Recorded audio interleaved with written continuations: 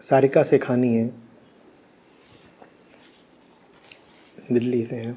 नमन आचार्य जी, जब भी मैं किसी बच्चे का शोषण होते हुए देखती हूँ, चाहे खबरों में सुनूँ, चाहे सड़क पर देखूँ या किसी दुकान में, मेरा मन बुरी तरह बेचैन हो उठता है। यथासंभव मदद करने की कोशिश भी करती हूँ और यही सोचती हूँ कि इसमें इन बच्चों का क्या कसूर है। जानती हूँ कि ज़्यादा कुछ कर नहीं सकती, बस परमात्मा से प्रार्थना करती हूँ कि सबको सद्बुद्धि मिले। क्या है उन बच्चों के कर्मों का फल है, मैं उस तड़प से बाहर कैसे निकलूँ? मार्ग दिखाने के लिए धन्यवाद आचार्य जी। सब हम जुड़े हुए हैं सारिका, कुछ अलग अलग नहीं है मामला। उन बच्चों की जो स्थिति है वो समाज की व्यापक स्थिति को दर्शाती है। बच्चों की हालत बिल्कुल वही है जो समाज की हालत है, बस बच्चे ज़रा कमज़ोर हैं तो उनकी दुर्दशा दिख जाती है। समाज बीमार तो है लेकिन साथ ही साथ कुटिल भी खूब है, तो वो अपनी खराब हालत को छुपा ले जाता है। आपको क्या लगता है दुखी सिर्फ वो होता है जिसका शोषण हो रहा है? दुखी बराबर का वो भी है जो शोषण कर रहा है, पर जो शोषण कर रहा है वो कुटिल है इसीलिए तो शोषण कर रहा है। चूंकि वो कुटिल है इसीलिए शोषण कर रहा है, और चूंकि वो कुटिल है तो वो ये छुपा भी ले जाएगा कि वो कितना दुखी है। बच्चे का दुख दिख जाता है। इसमें दोष किसी एक व्यक्ति का नहीं है, इसमें दोष हम सब की साझी मान्यताओं और धारणाओं का है। दोष उस बुनियाद का ही है जिस पर हमारा समाज खड़ा हुआ है। समाज अच्छा होता तो ये थोड़ा ही हो पाता कि अपवाद स्वरूप 4-5 बच्चों का शोषण चल रहा है कहीं पर।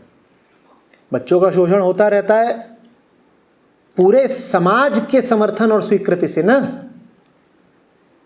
भाई आप जाते हैं देखते हैं कि ढाबे पर कोई 8 साल का लड़का काम कर रहा है, अब कम हो गया है, पहले और ज़्यादा होता था, पर आप जाते हैं देखते हैं ढाबे पर एक 8 साल का छोटू काम कर रहा है, उसको चवन्नी चवन्नी करके बुला रहे हैं। आप कहते हैं ढाबे वाले की बड़ी गलती, ढाबे वाले की बड़ी गलती। और वो जो छोटू है वो चाय पिला किसको रहा है? जिनको पिला रहा है मज़े में पी भी तो रहे हैं, पी ही नहीं रहे, और ढाबे वाले को पैसे भी दे रहे हैं उस चाय के। तो बात सिर्फ ढाबे वाले की है क्या? बात सिर्फ ढाबे वाले की है क्या? समाज में इस बात को एक आम सम्मति मिली हुई है कि चलता है, कोई बात नहीं, चलता है। न चलता होता तो ढाबे वाले की हिम्मत ही नहीं होती कि वो 8 साल के लड़के को बर्तन धोने पर लगाए। और हम वैसे तो बड़े ममतामयी रहते हैं अपने बच्चों के प्रति, पर घर में काम वाली के साथ उसकी 10 साल की लड़की अगर आ जाती है काम कराने तो हमें कोई आपत्ति नहीं होती। बल्कि अगर कभी काम वाली ये कह दे कि अब मैं अगले 3 दिन नहीं आ पाऊंगी, 3 दिन ये लड़की आकर के झाड़ू पोछा कर देगी, तो हम कहते हैं कोई बात नहीं, तूने अपनी बदली ही तो लगाई है। तू नहीं आ सकती थी तो तूने अपना विकल्प सब्स्टिट्यूट लगा दिया, ठीक है ये लड़की आके करेगी। तब हम नहीं कहते कि कोई बात नहीं 3 दिन तू नहीं आएगी हम ही कर लेंगे, पर इसको बच्चे को मत भेज, और ये और बता दे कि ये स्कूल जाती है कि नहीं जाती है। और अगर ये स्कूल नहीं जाती तो 100-500 हमसे ले ले, पर स्कूल भेज दिया कर इसको। मैं नहीं कह रहा, ऐसा कोई नहीं कहता। बहुत लोग हैं, बहुत परिवार हैं जहाँ पर ज़रा अब नज़र साफ हो रही है, मन बदल रहा है, लेकिन अभी भी ये बातें अगर चलती हैं तो सर्व सामान्य के समर्थन से चलती हैं। हमें ये बुरा लगता ही नहीं, अजीब लगता ही नहीं कि अगर मॉल से आप खा पी करके निकले और बाहर 10-12 साल वाले गुब्बारा इत्यादि बेच रहे हैं। अब बात को ज़रा और गहरे ले जाओ, ऐसा हो क्यों रहा है? कि एक मॉल जो पूंजी का अड्डा है, उसके आगे कुछ बच्चे इतने गरीब खड़े हैं कि उनको रात के 11-12 बजे भी, ठंड में भी और कई बार तपती दोपहर में भी गुब्बारे बेचने पड़ रहे हैं। जरूर इसका कोई ढांचागत कारण होगा, कोई स्ट्रक्चरल रीजन होगा ना। हमारी अर्थव्यवस्था जिस तरीके से बनी है, हमारा समाज जिस आधार पर खड़ा है, जरूर उसी में कोई ऐसी बात है कि एक मॉल जो पूंजी का अड्डा होता है, जो उपभोक्तावाद का गढ़ होता है, जहां रोज कई कई लाख बल्कि करोड़ों का लेन देन होता है, बड़े ट्रांजैक्शन होते हैं, उसके सामने 10 रुपए के लिए भी एक बच्चा फटेहाल गुब्बारे बेच रहा है। जरूर कोई बात होगी जिस तरीके से हमने अपनी अर्थव्यवस्था का निर्माण किया है, पर हम इन बातों में जाना नहीं चाहते।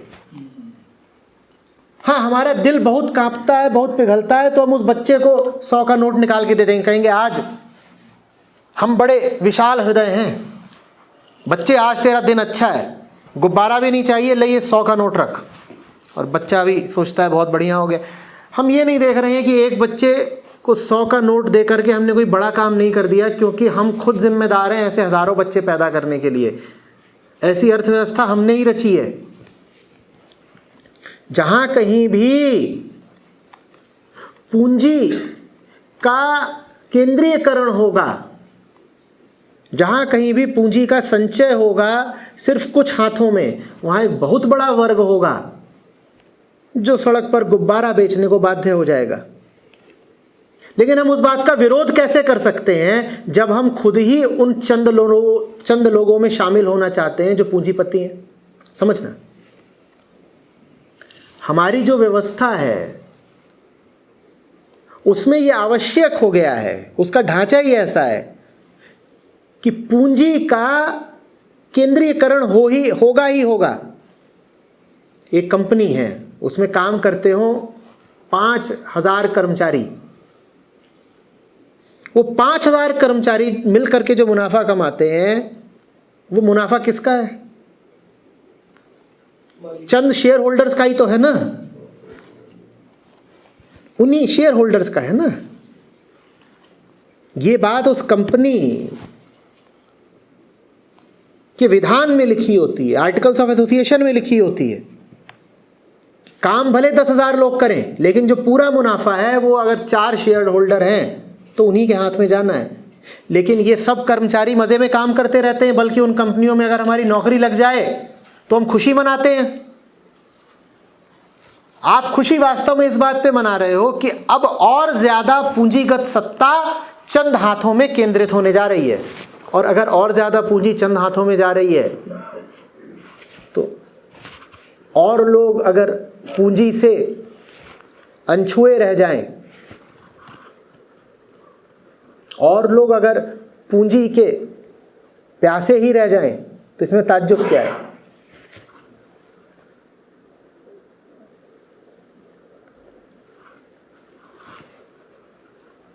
हम स्वयं भी चाहते हैं कि एक दिन ऐसा आए कि हम खुद शेयर होल्डर कहलाएं। हम स्वयं भी चाहते हैं कि एक दिन ऐसा आए जब हमारे लिए 10,000 लोग काम करें। 10,000 नहीं तो चलो 10 ही सही, पर हमारे लिए काम कर रहे हैं। उनकी मेहनत से जो सरप्लस पैदा हो रहा है वो हमारी जेब में आ रहा है। इस पूरे विजन में सड़क पर जो बच्चा गुब्बारा बेच रहा है उसके लिए क्या जगह है? कोई जगह है क्या कोई जगह? मैं नहीं कहता कि जगह हो नहीं सकती, या किसी भी शेयर होल्डर या एंटरप्रेन्योर के मन में जगह होती नहीं है ऐसी, पर अधिकांशतः मुझे बताओ तो। नहीं तो ये बात ही बड़ी बचकानी है। जो देखे उसी को ताज्जुब होगा कि मॉल से तो एक एक करके बड़ी बड़ी गाड़ियां निकल रही हैं, एक एक करके बड़ी बड़ी गाड़ियां, और अंदर सब इंटरनेशनल ब्रांड्स के शोरूम हैं। मान लो दक्षिणी दिल्ली की कोई मॉल है या गुड़गांव की कोई बड़ी मॉल है, और वहां सब क्या है? इंटरनेशनल ब्रांड्स हैं। और गाड़ियाँ भी वहाँ से इंटरनेशनल ही निकल रही हैं सब। और बाहर गाड़ियाँ निकलती हैं तो कहाँ जाके रुकती हैं? फटेहाल 10 रुपए का गुब्बारा बेचते बच्चे के बगल में। ये माजरा क्या है? इतना पैसा एक तरफ और इतनी गरीबी एक तरफ, आमने सामने, बिल्कुल आमने सामने खड़े हैं। ऐसा हो कैसे गया? इस प्रश्न पर हम विचार नहीं करना चाहते, बल्कि वो गरीबी हमें दिखे तो अपना अपराध बोध, अपनी गिल्ट मिटाने के लिए हम उस बच्चे को 100 रुपए दे देंगे। इतने से काम नहीं चलेगा। ये पूरी तस्वीर बदलेगी तब बात बनेगी। और ये तस्वीर तब बदलेगी जब आदमी का मन बदलेगा। क्योंकि आदमी के मन में जब तक ये वासना है कि मैं संसार के ऊपर चढ़ के बैठ जाऊं, मैं भी दुनिया का टॉप व्यापारी, बिजनेसमैन, एंटरप्रेन्योर कहलाऊं, तब तक पूंजी का सेंट्रलाइजेशन होता ही रहेगा। क्योंकि यही तो सपना हमें बचपन से सिखाया जाता है ना कि बेटा तुम सबसे आगे निकल जाना। सबसे आगे निकलने का मतलब क्या हुआ? सबसे ज़्यादा बटोर के तुम अपने पास कर लेना। और सबसे ज़्यादा बटोर के तुमने अपने पास कर लिया तो दूसरों के लिए बचा क्या? आदमी का मन बदलेगा, ये तस्वीर बदलेगी। बिल्कुल बिल्कुल, it needs a spiritual revolution. Spiritual revolution. जब तक आम आदमी को ये समझ में नहीं आता कि जिन आधारों पर वो जिंदगी जी रहा है वो घातक हैं, दूसरों के लिए ही नहीं, अरे उसके अपने लिए, तुम्हारे अपने लिए, तुम्हारे बच्चे के लिए घातक है जिन आधारों पर तुम जी रहे हो। तुमने भविष्य के जैसे सपने बनाए हैं वो सपने जहरीले हैं, भले ही तुम्हें कितने मीठे लगते हो। जब तक आम आदमी को ये नहीं समझ में आएगा तब तक सब कुछ रहेगा, गरीबी रहेगी, शोषण रहेगा, जितनी बातों की आप यहाँ चर्चा कर रही हैं सारिका जी, वो सब रहेंगी। इस समय की बड़ी घातक बात यह है कि धर्म बिल्कुल पीछे छूटता जा रहा है। सोसाइटी का सिस्टम भी हमारा जो लोगों ने कहना शुरू कर दिया है that this is post religion age, कि अब हम उस युग में प्रवेश कर चुके हैं जिसमें कोई धर्म नहीं है, धर्म की बात पुरानी हुई। पैसा ही धर्म है। कल मैं इससे कह रहा था, मैं कह रहा था धर्म क्या है? सेल्फी धर्म है। पैसा तो फिर भी आपने बहुत सुसंस्कृत बात कर दी। धर्म वो जिसको तुम धारण करो। तो कल यहाँ आते वक्त रास्ते में एक जगह रुका, वहाँ जितने थे सब सेल्फी धारण कर रहे थे।